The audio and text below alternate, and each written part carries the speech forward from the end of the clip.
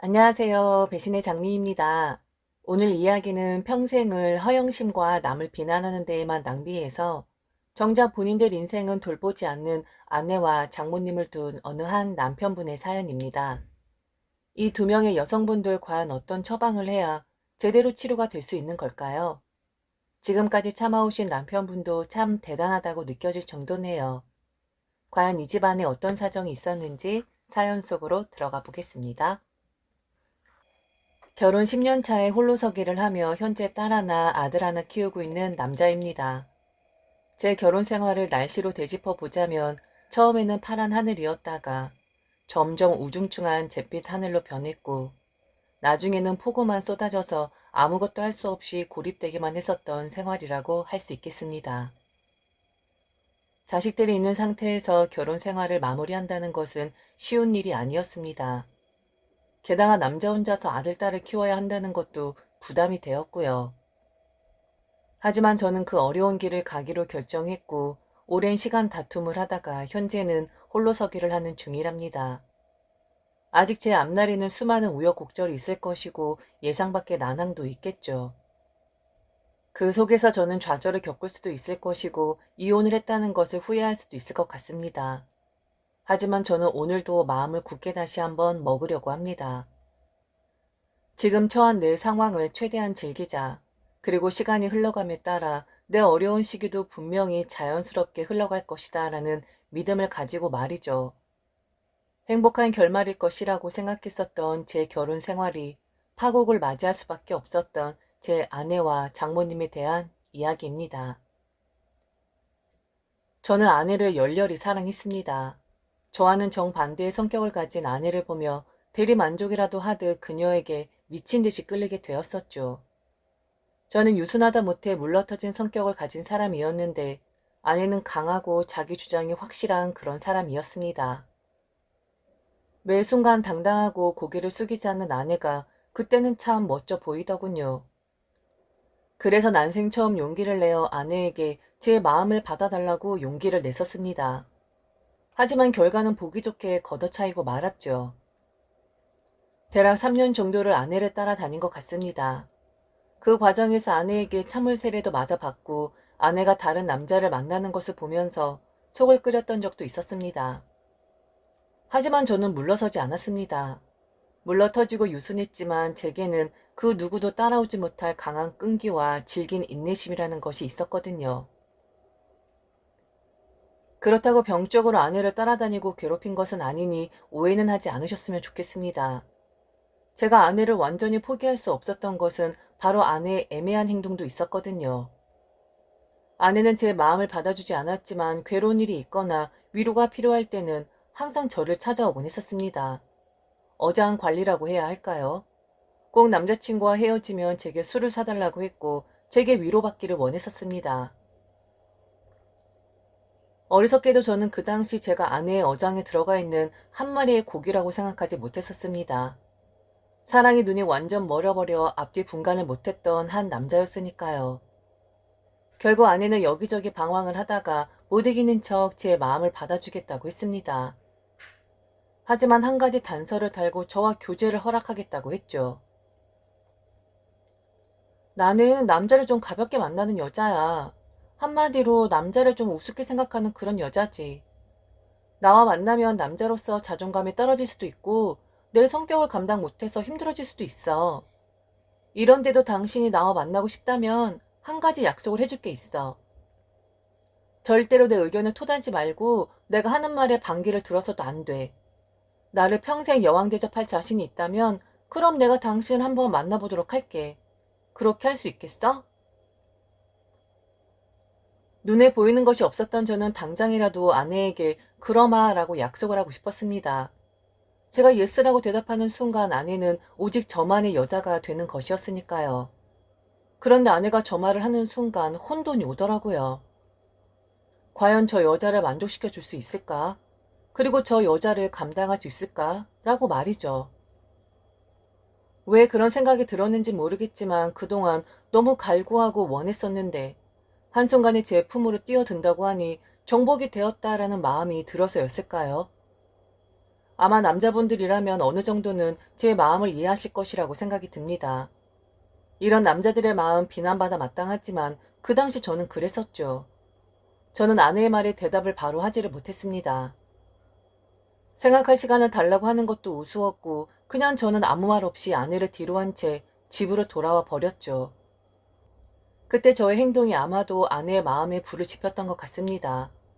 오직 아내만을 사랑한다고 열렬히 구애를 했던 남자가 정작 너의 마음을 받아주겠다고 이야기하니 덤덤하게 반응을 보인 것이 불쏘시개 역할을 했었던 것 같더군요. 이후 제가 무던하게 대응을 하자 아내가 이번에는 제게 집착적인 관심을 보이게 되었습니다. 매일같이 전화를 하고 문자를 보내고 왜 아무 답변이 없는 것이냐고 화를 내기까지 했었죠. 결국 아내는 저를 찾아와 울기까지 하더군요. 한순간에 처한 처지가 바뀐 것을 보고 저도 흠칫 놀라긴 했었습니다. 결국 저희는 연애를 시작했고 연애 도중 아이를 가지는 바람에 1년 만에 결혼을 하게 되었습니다. 임신한 아내 그리고 곧 태어날 아이, 신혼, 마냥 행복하고 즐거웠습니다. 첫째가 태어나고 이듬해 둘째까지 태어나면서 3, 4년이라는 시간이 언제 어떻게 흘렀는지 모를 정도로 정신없이 저희 부부는 그렇게 살았던 것 같습니다. 그런데 어느 정도 살만하니 그동안은 무던하게 지나갔던 일들에 대해 문제들이 하나씩 터지게 되더군요. 연년생으로 아이를 출산하고 오직 양육에만 집중을 했었던 아내는 바쁜 나머지 저희 집안에는 신경을 쓰지 못했었습니다. 다행히 저희 어머니는 이해를 해주시는 입장이셨지만 제 누님 입장에서는 그런 아내가 곱게 보이진 않았었나 봅니다. 명절 제사 때는 물론이거니와 1년간 시댁 방문을 한 번 할까 말까 정도였으니까요. 그래도 한번 기분 상한 티를 내지 않았었던 누님이셨는데 갑작스럽게 쓰러지신 어머니가 병원에 입원해 있을 때에도 한 번 들르지 않았던 아내에게 결국 쓴소리를 했나 보더라고요. 올케 정말 너무하는 거 아니니? 어떻게 그렇게 자기만 생각해? 내가 그동안 한 번 시댁에 이렇게 해라 저렇게 해라 하면서 간섭한 적 있었어? 그런데 이번엔 좀 달랐잖아. 엄마가 병원 입원을 하셨는데도 코빼기 한 번 비추질 않더니만 어떻게 전화 한 통이 없을 수가 있니? 우리가 식구긴 한 거야? 참 네 와이프 대단하다 대단해. 그렇게 지 새끼들 뭐 필요하다고 할 땐 전화로 가즈나양 다 떨면서 어쩜 지가 해야 할 도리가 있을 땐 네 뒤에 숨어서 홀랑 다 빠질 수가 있냐고. 난 이제 올케라고 부르고 싶지도 않아. 그리고 너 몰랐어 알았어? 엄마가 네 첫째 낳았을 때 올케한테 봉변 당했었다는 거. 야 이놈아, 올케가 엄마한테 대놓고 그랬다더라. 앞으로 불편하고 스트레스 받으니까 본인 집에 오지 말라고. 사생활 침해라는 이런 말도 안 되는 소리 짓거리면서 말이지. 나 정말 이번에 엄마한테 들었는데 그래서 엄마가 네 와이프가 우리 집에 오든 말든 신경을 안 썼었던 거야. 이해를 했던 게 아니라 싹수가 노래 보이니까 엄마 내시덩치에 포기를 했었던 거였더라고. 평소 조용조용한 성격이셨던 누님은 화가 많이 나신 듯 했습니다. 한 번도 제게 큰 소리를 치면서 이야기를 한 적이 없었던 누님이었는데 아마도 아내가 누님의 쓴소리를 곱게 받아들이지 않고 맞받아친 듯 했습니다. 저는 누님께 좀 진정을 하시라고 했지만 누님은 더 이상 저나 아내를 보고 싶지 않다는 말씀까지 하시더군요. 이제는 식구도 아니라고 하면서요. 그동안 참고 또 참았었는데 괜한 말 했다가는 신의짓 한다고 뒷말이 나올 게 뻔했으니까. 네가 제일 못났고 네가 제일 멍청한 놈인 거야. 지금 올케가 저렇게 뻔뻔하게 당당히 나갈 수 있는 것도 다 네가 그렇게 만들어 놓은 거라고. 내가 대화 말미에 엄마한테 전화라도 한 통화 부탁한다고 하니까 엄청 기분 나쁘게 이야기하더라. 딸인 내가 돌봐야지 왜 자기한테 그런 말 하냐고. 내가 살다 그동안 시댁에 한 게 뭐가 있다고. 그리고 내가 엄마 병간호하라고 한 거야? 적어도 전화 한 통 해서 안부라도 물어보라고 한 거였잖아. 누가 들으면 우리가 엄청나게 부려먹어서 질려서 도망간 여자 같더라.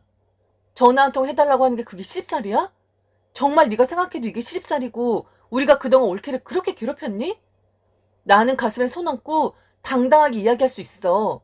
그동안 엄마나 나는 단 한 번도 올케한테 이래라 저래라 한 적 없고 섭섭하다 말한 적 없고 게다가 오든 말든 올케 편안하게 알아서 하라고 했었다고. 그런데 이번에 너무한 거 아니니? 단 한 번 전화를 못해? 그러면서 지는 받아먹을 건 다 받아먹고? 정말 내가 기가 막혀서 말이 안 나온다. 암튼 나는 이제 너도 안 볼 거고 네 새끼들 그리고 네 와이프 절대 안 볼 거니까 그런 줄 알아. 니네 정말 그렇게 사는 거 아니야. 좋은 게 좋은 거라고 넘어가 주니까 시댁을 무슨 그지로 하나 본데 너 그러다가 정말 후회할 일 생긴다. 누님의 악담은 계속되었고 제 이야기를 듣지도 않고 전화를 끊어버렸습니다. 대략 이해는 되었었습니다. 사실 누님이 아내에게 화를 낼 만도 했죠. 그 사정 모르는 거 아닙니다. 같이 사는 제가 알면 더 알지 않겠습니까? 아내에게 반했었던 이유 중 하나였던 자기 주장 강했던 그 매력적인 면이 결혼을 하고 나니 큰 걸림돌이 되어 버렸었거든요. 아내는 본인 스스로를 페미니스트라고 부릅니다. 여자로서 며느리로서 해야 할 도리 같은 것은 없다고 항상 얘기를 했었고 동등한 인간으로서만 성별이 나뉘는 것이라고 이야기를 했었습니다. 그랬기에 아내 입장에서는 며느리 도리 같은 것은 할 필요가 없었고 또한 아내 도리 또한 할 필요가 없다고 했었죠. 주위 사람들에게 피해를 끼치는 것도 아니고 괜히 아내와 부딪혀봤자 저만 손해니 저는 그런 아내의 사고방식을 지지하진 않았지만 고치려 들려고 하진 않았었습니다. 그런데 아이들이 커가면서 아내의 그런 사고방식은 점점 더 심해지기만 하더군요. 그럼 아내의 페미니스트적인 성향이 모든 상황에 다 적용이 되면 좋을 텐데 또 아내는 그렇지도 않았었습니다. 그 기준점이 상당히 모호했었죠. 그래서 제 결론은 아내는 자기 주장이 강하다는 탈을 쓴 자격지심에 똘똘 뭉쳐서 있는 사람이라는 것이었습니다. 남을 흉보는 것을 즐겨했고 남성을 혐오하는 발언들을 서슴지 않았었고 시댁이라는 존재를 극도로 불편해했고 현재 자기 삶이 만족스럽지 않을 때는 저를 비난하는 일에도 거리낌이 없었습니다. 아내 말로는 다 다른 사람들 탓이었고 시댁 탓이었고 그리고 제 탓이었던 것이었죠. 그래서 아예 저희 집하고는 거리를 두었었던 거였는데 신혼 초에 어머니와 그런 일이 있을 줄은 꿈에도 몰랐었네요. 누님 말처럼 다 제 탓인데 제가 뭐라 할 말 있겠습니까? 집에 가니 아내 역시 부글부글 끓어대며 제 누님과 더불어 저희 어머니까지 험담을 하기 시작했습니다. 역시 시댁 사람은 시댁 사람이라면서 말이죠. 안 그런 척 하면서 원래 다 그렇게 스트레스 주는 게 시댁 사람들이라니까? 그동안 마음에 쌓아두고만 있었던 거지. 이해하는 척, 괜찮은 척 하면서 뒤에선 다 말 나오고. 나는 그런 게 싫다는 거야. 너무 이중적이잖아? 그리고 여자의 적은 여자라는 그 말 너무 싫지 않나? 왜 우리 여자들끼리 서로 이런 이야기를 해야 하지? 정말 이해를 할 수가 없어. 어머니한테 내가 전화를 하면 뭐 상태가 나아지신대? 며느리 전화 받으면 벌떡 일어나기라도 하는 거냐고. 그런 거 아니잖아. 만일 그렇다면 100번, 1000번 전화하지. 그리고 꼭 전화를 드려야 한다는 것도 나는 참견이라고 생각하고 무례한 말이라고 생각해. 왜 내 생각과 행동을 조정하려고 드는 건데? 나도 애들 관리하다 보면 정신이 없어서 하루가 어떻게 가는지도 모르겠어. 내가 하루 종일 어떻게 지내는지 당신도 모르잖아. 정말 미친 사람처럼 넋놓고 산다고. 나도 결혼하고 내가 이렇게 살 줄은 꿈에도 몰랐었어. 맨날 애들 뒤치다꺼리 하느라 바빠 죽겠는데 당신 누나는 꼭 그렇게 내 신경을 건드렸어야 했대?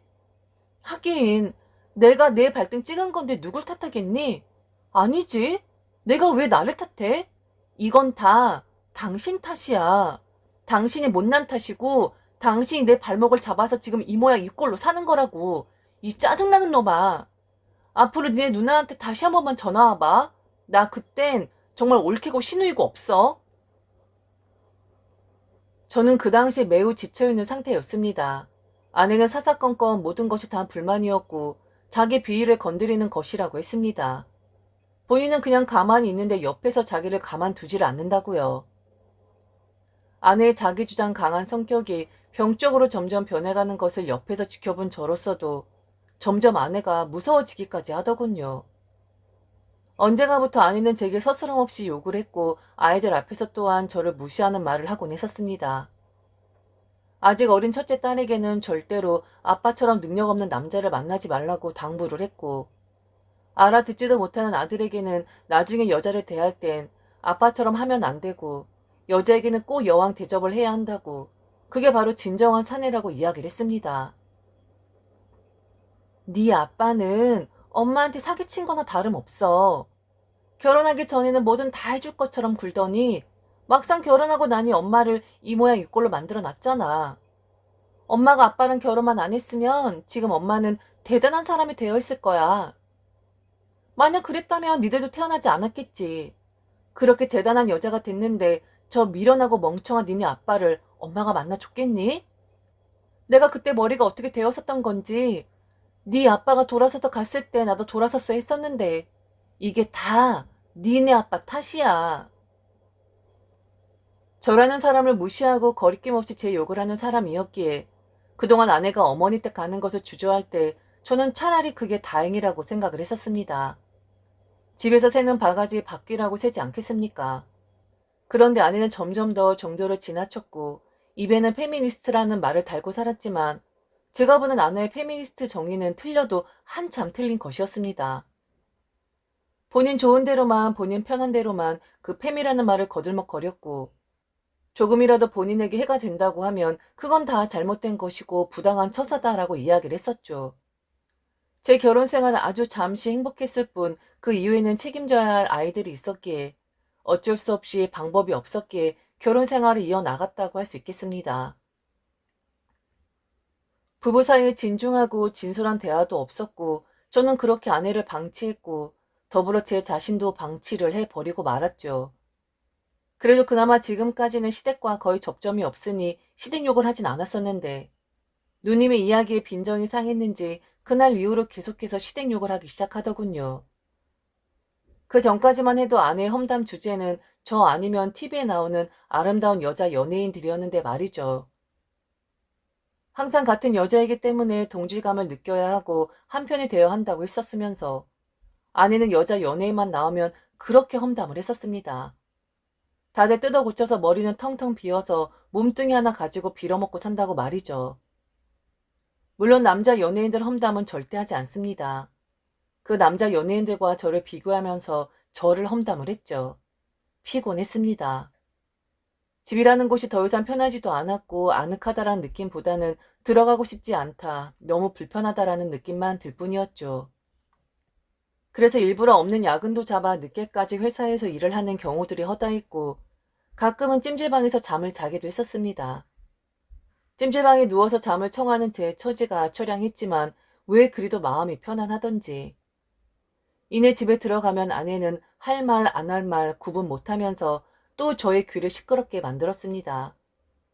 정신적으로 너무 힘이 들었고 아내와 함께 있다는 것 자체가 나중엔 스트레스가 되더군요. 그러다가 아내가 제게 어이없는 이야기를 했습니다. 바로 저의 처가에 대한 이야기였지요. 아내만큼 저희 장모님도 참 저를 힘들게 하시는 분이셨는데 이분은 아직도 과거의 삶에서 헤어나오지를 못하시는 그런 분이셨습니다. 사실 아내가 저렇게 아나무인으로 자랄 수밖에 없었던 이유는 바로 가정 환경이 한몫한 듯 했습니다. 처가는 아내가 대학을 다닐 때만 해도 매우 부잣집이었다고 합니다. 그런데 갑자기 장인어른의 사업에 문제가 생기면서 집안의 사정은 갑자기 좋지 않아졌고 결국에는 나락으로 떨어졌다고 하더군요. 한순간에 대저택 같은 곳에서 바퀴벌레가 나올 만한 곳으로 이사를 가신 장모님은 적응을 못하셨다고 합니다. 물론 아내도 마찬가지였겠죠. 현재를 불만족스럽게 생각하는 사람들은 계속해서 과거를 회상한다고 하죠. 바로 저희 장모님이 그런 분이셨습니다. 그 찬란하고 화려했던 과거에 아직도 얽매여 사시면서 그때 그 씀씀이를 버리지를 못하시는 분이었었죠. 결혼을 하고 아이들이 태어나고 잠시 동안은 장모님은 본색을 드러내진 않으셨습니다. 아니면 제가 눈치를 못 챘던 것일 수도 있고요. 그런데 언젠가부터 장모님의 씀씀이가 눈에 보이더군요. 카드값을 못 막아서 몇 번 대신 변제를 해드렸어야 했었고 과하게 비싼 옷이나 액세서리를 요구하실 때도 있었습니다. 제 수준에서 감당하기 벅차서 처음 장모님이 원하셨던 것보다는 몇 단계 낮은 것으로 해드리긴 했었지만 한두 번 계속 되었던 것이 이제는 습관이 되어 버리신 듯 했습니다. 뭐 하나를 사셔도 무조건 백화점을 가셔야 하는 양반이고 마트에 가서도 항상 최고 비싼 것만 고르십니다. 싼 게 비지떡이라고 하면서 말이죠. 장인 어른의 벌이가 영 시원찮은데도 아직도 장모님의 씀씀이는 그때 그 과거에 멈춰져 있는 상태였던 것이었죠. 그래도 저는 좋은 마음에 그리고 저의 부모님께도 용돈을 드리니 당연히 처가에도 똑같은 금액으로 용돈을 드렸었습니다. 그런데 아내가 제게 저희 부모님을 욕보이면서 처가 이야기를 다시 꺼낸 것이었지요. 아무래도 이렇게 안 되겠어. 이렇게 내가 가만히 있다가는 다들 나를 우스운 여자로 볼 것만 같아. 그래서 말인데 당장 이번 달부터 시댁에 들어갔던 용돈 다 끊어버려. 너무 괘씸하잖아? 실수를 한 사람들한테는 반드시 그 실수에 대한 응징을 해주는 것이 맞다고 생각해. 그래야 다음번부턴 조심을 하겠지. 대신 시댁에 들어갔던 용돈을 우리 집에다 드리는 걸로 해. 어차피 자기 부모님은 그 잘난 자기 누나가 신경 쓰지 않겠어? 자기가 내 말만 듣는다는 것을 확실하게 알려줘야 더 이상 내게 간섭을 못한다고. 감히 내 영린을 건드려? 가만히 있으면 내가 아니지. 제가 아내의 갖은 험담에 대꾸를 안 하는 것은 그럴 가치가 없기 때문에 상대를 안 했었던 것이었는데 아마도 아내는 심하게 오해를 하고 있는 듯 하더군요. 아내를 포기한 지 오래이고 아내에게 지친 지 오래인데 말이죠. 정신 못 차리고 사리분별 못하는 아내가 불쌍하기까지 했습니다. 그런데 그날은 다른 날과는 다르게 아내의 말에 숨까지 턱턱 막혀 오더군요. 그동안에 가진 모욕과 수모에도 그냥 무시를 하고 넘어갔었는데 그날 아내 말의 뉘앙스는 제가 아내의 소유물이라도 되는 듯 이야기를 했거든요. 그동안 참아왔고 내겐 아이들이 있으니 내 인생보다는 그들의 인생만을 살피며 살자. 나는 괜찮다. 내가 짊어져야 할 나의 운명이다라고 생각을 했었는데 가슴이 펑 하고 고장이 나버리는 것 같았습니다. 전 아내에게 처음으로 진중하고 진솔하게 이야기를 했습니다. 한때는 당신을 너무 사랑했고 그리고 나도 행복하다고 느낀 적도 있었어. 매 순간이 감사했고 매 순간이 내겐 영광이었었지. 그런데 말야, 지금 당신의 모습을 보면 내가 예전에 사랑하고 갈구했던 그 모습이 전혀 아니야. 물론 나란 놈도 다를 바 없겠지만 말이야. 이렇게 사는 게 정답일까? 당신 하루에도 수십 번 나를 모욕하고 수치심을 줘. 나는 그 감정을 받아내면서 혼자 어떻게든 견디려고 노력을 하고. 예전엔 참 가슴이 아팠고 뜨거워졌었거든. 그런데 요즘엔 당신이 뭐라 하든 아무렇지가 않아. 전혀 아무런 감정의 동요가 없어. 과연 우리에게 부부라는 인생이 있어서 하나밖에 없는 동반자라는 느낌이 남아있긴 한 걸까?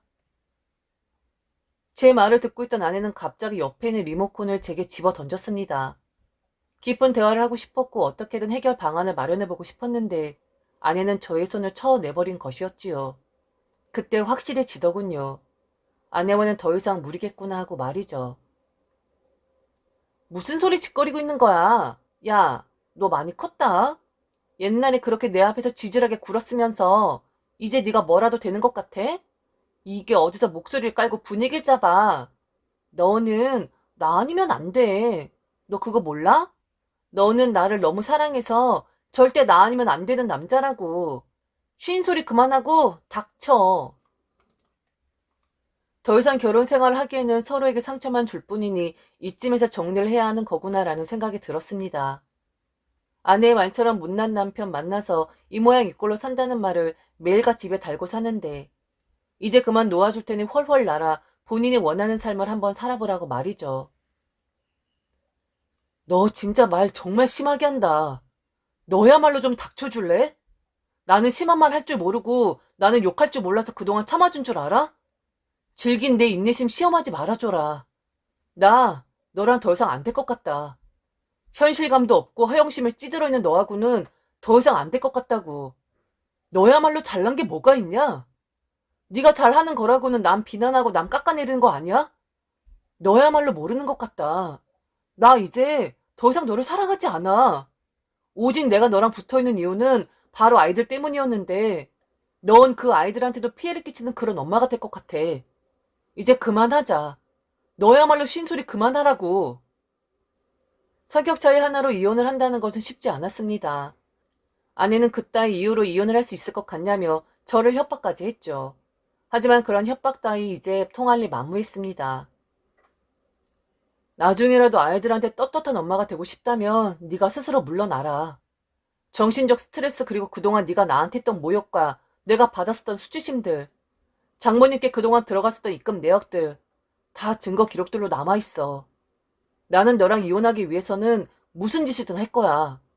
설령 그게 우리 아이들이라고 해도 너 평소 애들한테 무슨 말 했는지 네가 더 잘 기억하지? 애들까지 우리 이혼 싸움에 끼어들게 하지 말아라. 적어도 네가 마지막으로 지켜야 하는 양심이니까.